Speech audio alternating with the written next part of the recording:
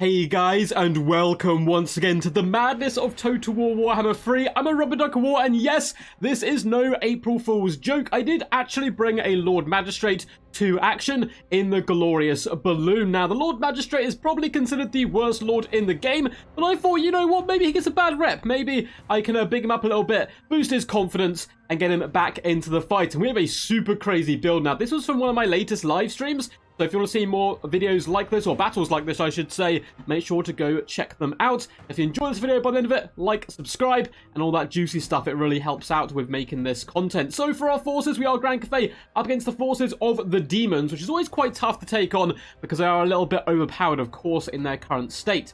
The Lord Magistrate, his main boon is really the fact he comes with a load of buffs. He has the Inspired Marksmanship, increase in accuracy and reload skill. Inspired Assault, you guessed it, charge bonus and melee attack. And Inspired Defense, melee defense, and leadership. The main problem with the Lord Magistrate is there's so many better lords on the Grand Cathay roster who also bring a lot of utility and bonuses and negatives to the enemy, with also bringing quite a bit more of a punch.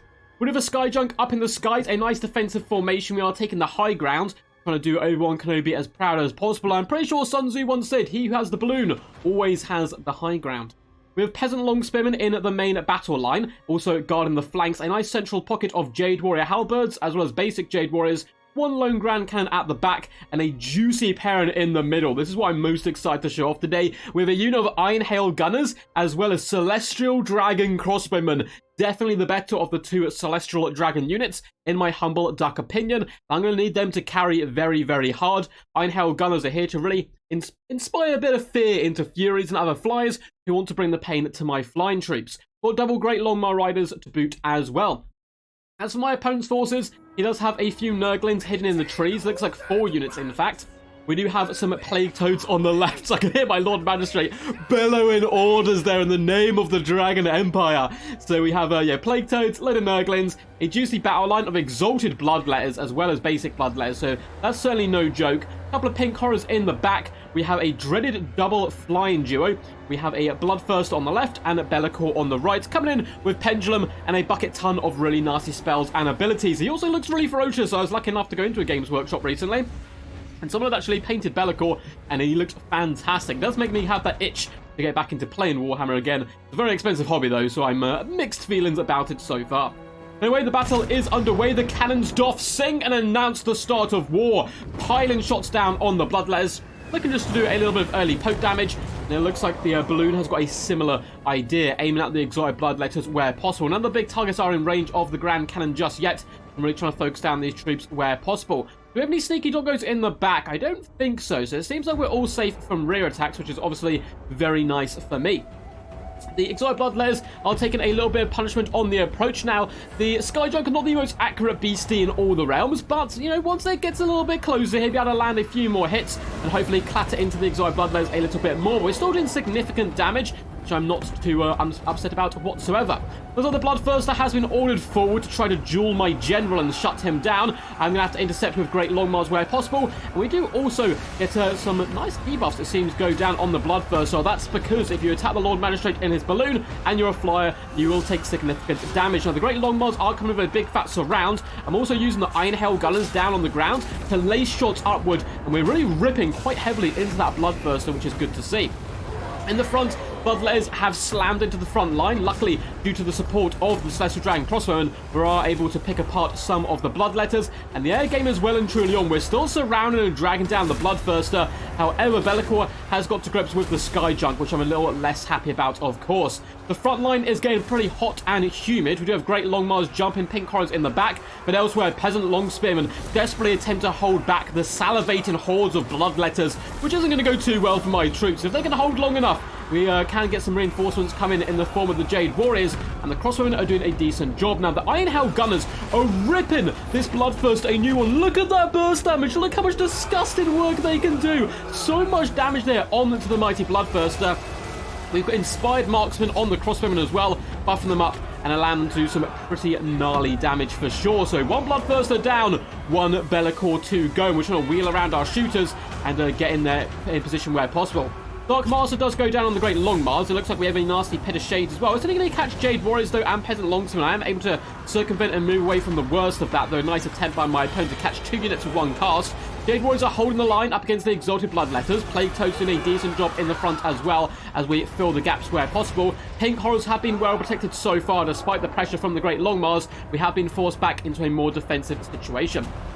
It seems like the mighty Be'lakor has popped the Shadow Shroud on him, giving him really lovely resistance. Despite that, we're still laying it on thick with the Iron Hail Gunners, ripping into him. Shotgun shrapnel flying through Demon's skin. He has decided to land, though, and really doing a decent number on my Great Cannon. It's helping save him a decent amount from my ranged forces. Looks like Celestial Dragon Crossmen may be actually shooting into the front. As you can see, I'm getting really overwhelmed here. Iron Hail Gunners! No, they've done so much damage, and Be'lakor's had enough. I do not blame him. Whipping that sword around and decapitating many a brave warrior. I'm going to come in with my Peasant Longspearman, looking to hopefully pin him in place. Cannon shots also ripping down from point blank range. As I've got Bloodless starting to go up and around my opponent. If he starts to apply pressure to the crossbowman, I'm certainly in a big trouble. 1 unit of halberds holding back about 5 units. The brave men of Grand Cathay attempting desperately to pin the enemy in place. Looks like we are about to get a Inspiring Assault popped on us, increasing our melee attack to 48. Not bad on a halberd unit whatsoever. Be'lakor's going to float to the back and deal with the Great Long Mars, who are threatening to overrun his Pink Horrors. It looks like we've got some Peasant Longspearmen who are about to receive an unwanted visitor in the form of Be'lakor there. Left-hand flank's going pretty good for us. We're actually overwhelming the Exotic Bloodletters with just sheer weight of numbers. Plus the Plague Toads, of course, not going to do good up against Peasant Longspearmen or halberd units. We have Inspiring Defense go down some Peasant Longspearmen as they charge into the deep once more. Big revenge there, unfortunately, on the Iron Hail Gunners. They've done such fantastic burst damage all day. You receive a juicy pendulum shot to the face. Not big fans of that. So Strand Crossmen have managed to fall back, and I continue to range shots in where possible.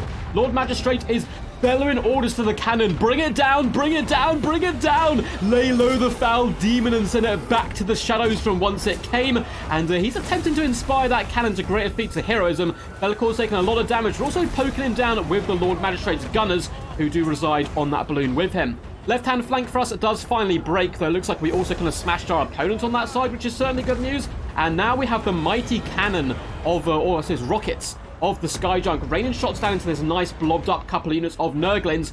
So we're running at desperately low on ammunition, just 3 shots left. We are now focusing down the Pink Horrors. With their shields, they're going to be quite a tough target to take down. My opponent probably realizes the Pink Horrors are his way to victory here, and the Be'lakor's floating over to attempt to save them. Great Long Mars getting sent packing in all different directions. Like some cannon shots bounce off Be'lakor. I've never seen someone in real life take a cannon shot and make the ball bounce back off them, but who knows? Be'lakor, of course, is not of this realm. We're running a few units in the back. The Skyjunk has 0 ammunition left, which of course isn't the best sign in the world. Iron Hail Gunners are able to rally, which is really good news for me, and some Great Long Mars are coming back into the action. Lord Magistrates keep firing. Loads of ammunition on this bad boy as well, so we can fire for all ages. It does unfortunately look like Nurglings are pushing up the hill now, so my halberds and Peasant Longspearmen have been forced back. I'm reorganizing my Jade Warriors and Peasant Longspearmen to try to blockade them from getting involved with the cannon, which is applying so much pressure to Be'lakor right now, and the longer I can keep this cannon firing, the better chance I have success. My opponent has decided to hide in the trees while he attempts to push to shut down the dreaded artillery piece. I'm constantly sending more and more of my own men to their doom on this right-hand flank in a desperate attempt to shut down the Pink Horrors. I do not want them firing whatsoever. Balance power is very good for me at the moment. That's largely due to the fat Be'lakor, of course, is very beat up, and the resistance is holding firm. Jade Warriors may be poisoned, but they're certainly not out of this fight just yet.